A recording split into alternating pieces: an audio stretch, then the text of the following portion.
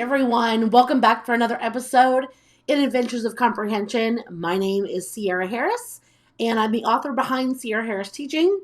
So if you haven't done so already, make sure to drop a comment below and say hello. Let me know where you're from and what grade you teach. So first things first. One, I want you, if you have a mandated curriculum, I want you to have a very hard conversation with your administration. I want you to ask your administration, I have this mandated curriculum. What components of the curriculum am I mandated to use? If you know curriculums, which I know you do, every curriculum comes with thousands of parts and pieces. There is no way for us to be able to use everything. So when they say, I want you to use it with fidelity, you would be teaching for hours on end every day to try to use everything the curriculum gives you. There's no possible way. So it makes sense to ask your administration, okay, I will use with fidelity the components that you require me to use. What are those components? Maybe they say you have to use the story of the week. You have to follow the scope and sequence. Maybe you have to use the spelling words, the vocabulary words. You have to give the assessment. Okay, make a black and white list of the components that you have to use. That way you know you're not breaking any rules. If you don't want to be a rule breaker, you don't have to be a rule breaker. I am all for shutting the door and doing what's best, but I'm also for making sure that we're not ruffling any feathers and breaking any rules. It's kind of a rebel on both sides, right? So I want you to have that conversation with your administration, and I want you to find out what components. That's step one, period. Because once you find those out, then you're going to be able to fill in the pieces that you don't have to use with components like this. You're going to be able to say, you know what? They say I have to follow the scope and sequence. Okay. They say I have to use the spelling. They say I have to use the story and give the assessment. You know what? Reading the story on a Monday morning as a read aloud, as an interactive read aloud, check, done. I have the whole rest of the week to use the resources that I want to use to teach the skill that's mandated by the scope and sequence of the curriculum. So there are ways to really kind of get around without breaking the rules if you just have that conversation. Another thing, mandated curriculums, right? We know that they are all going to introduce skills and strategies in one way or another.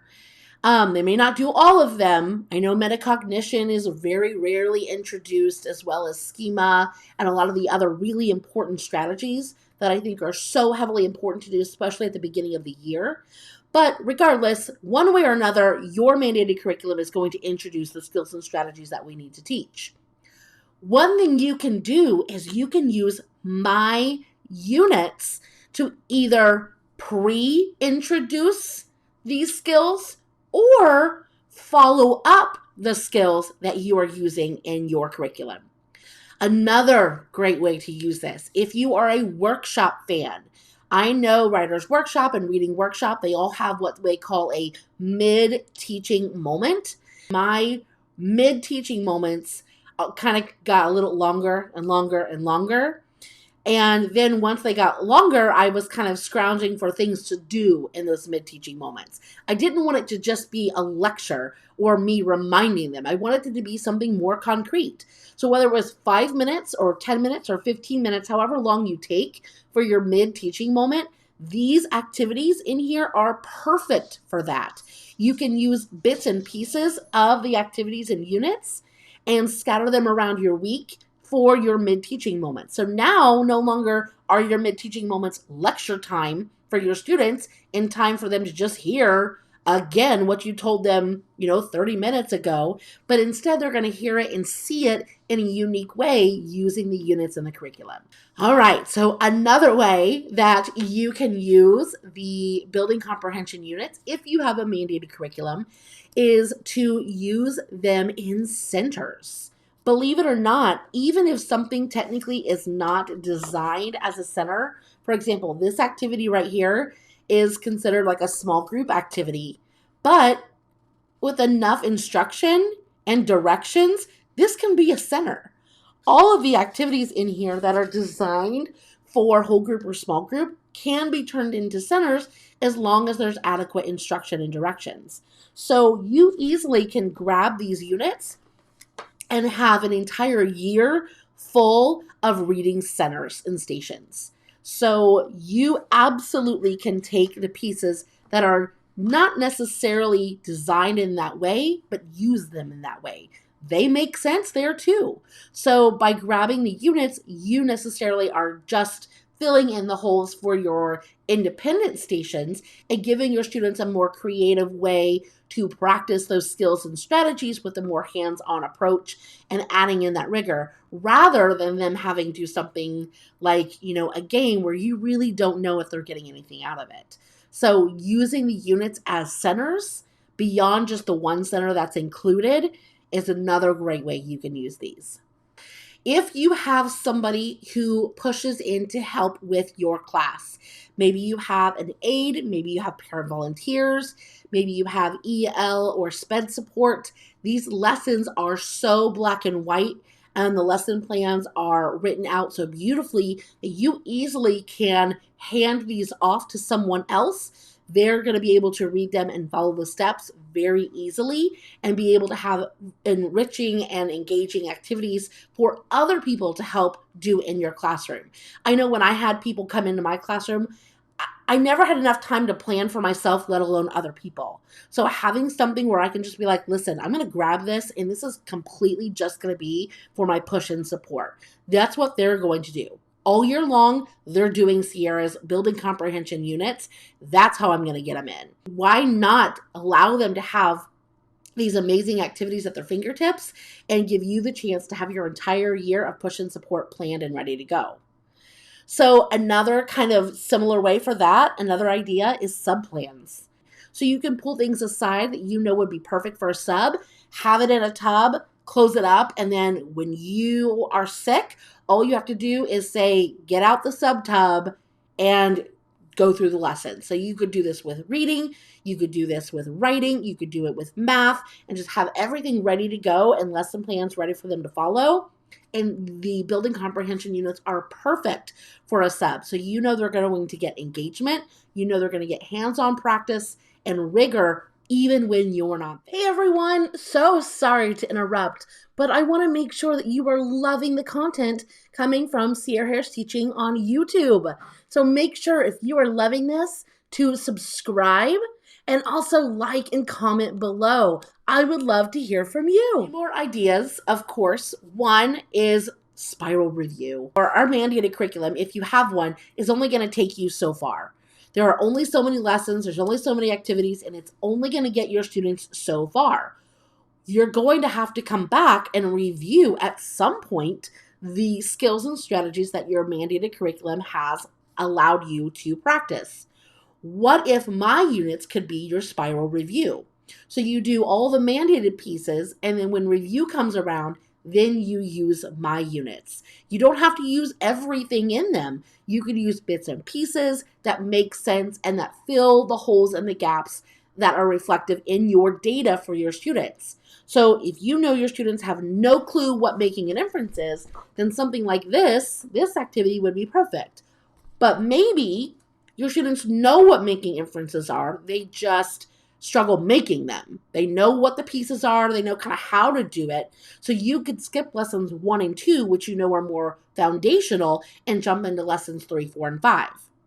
So you know your students because you've taught your mandated curriculum. Review comes around, you analyze my lessons to figure out where you want to start, and you use them for spiral review. It's beautiful, and it's a fantastic way to use my units with data-driven instruction. I mean, who could say no to that? So I just love it. Kind of on top of that, these units are fantastic for test prep. Because there is so much rigor, and because it's designed in a way from lesson 1 to lesson 5 to walk them up to application and get them to be able to apply the skill or strategy on day 5 independently on grade level, these are perfect for test prep. So this is a fantastic thing to grab and say, you know what, I'm going to grab either all of the units or just the main units that I know I need for test prep. And that's going to be what we do during the months of February, March, and April when that test prep time really comes around. My last idea is, of course, interventions. Your students are going to need them. No matter if they are a high student or on-level student or a lower student, every student has needs. Every student has an area of deficiency that they need you to help them fill. So these activities and lessons and materials can be your go-to interventions. Let's say you've taught your mandated curriculum for a few months now. You've been teaching and reviewing main idea. You've used everything there, and you need an intervention for these 3 students who just aren't getting it. You've used all the materials you can find. You don't know what else to use. Boom. My building comprehension units can be those interventions because, again, of the way they are designed to break everything down. Everything is hands-on and visual for those students. It is a fantastic intervention to give your students a new perspective on how to understand all the skills and strategies they need to be a successful reader.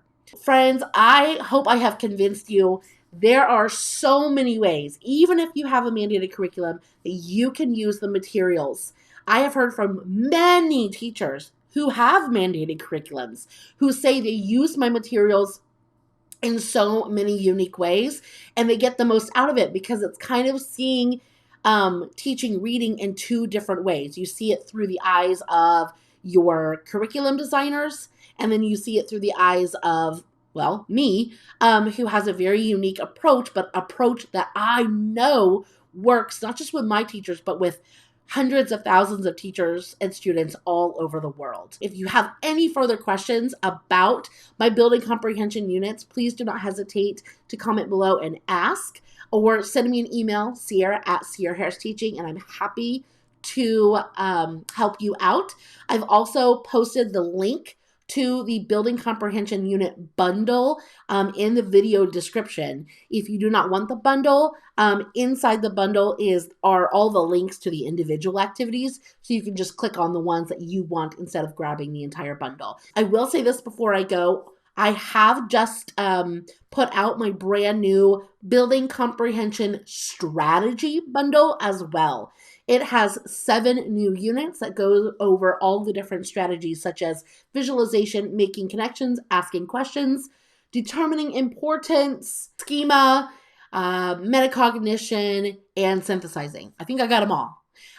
So they are all there and ready for you. I know you're going to love them as well. Those are separate from the 17 units that you see behind me, but they're designed the exact same way. So if you love how they're set up, if you love the formula that's being used, you could grab that separate bundle as well. I'm going to link it in the video description too. So again, if you have any questions, let me know. I hope you enjoyed our discussion tonight and got some new perspectives and ideas on how you can use my building comprehension units even if you have a mandated curriculum. All right? Thank you so much for tuning in, and I will see you all next week. Bye.